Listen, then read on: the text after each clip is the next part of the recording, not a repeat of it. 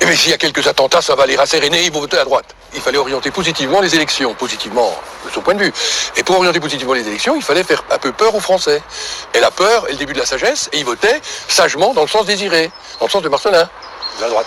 Ah bah, oui, c'était pas pour voter à gauche, ça c'est clair. Marcellin n'était pas beaucoup à gauche, non, c'était pas son style. Il était le ministre de l'Intérieur de Pompidou, et il ne se posait pas la question de savoir si, pour lui, il fallait que ça soit la majorité de qui gagne. La DST ordonne à son indique Denis Mercier de pousser ses camarades à commettre un attentat dans les usines Peugeot. D'informateur, Mercier devient manipulateur. Fidèle à sa réputation, le contre-espionnage vient de monter ce que l'on appelle dans les services une barbouzerie.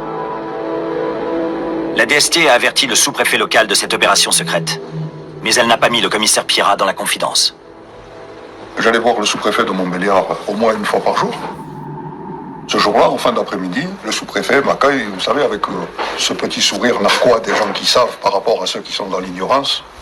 Il va y avoir un attentat cette nuit. Ah. Piqué au vif, le commissaire Pierrat et ses hommes vont tout faire pour déjouer l'attaque.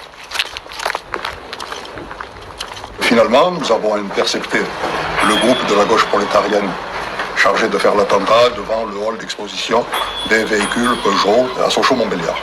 Voilà. Nous avions interpellé des gens qui s'apprêtaient à commettre l'attentat. Parmi eux figure Denis Mercier, la taupe de la DST devenue soudain très compromettante. Il a fallu revenir chez Mercier, planquer tout ce qu'il avait dans sa cave avant qu'il y ait une perquisition.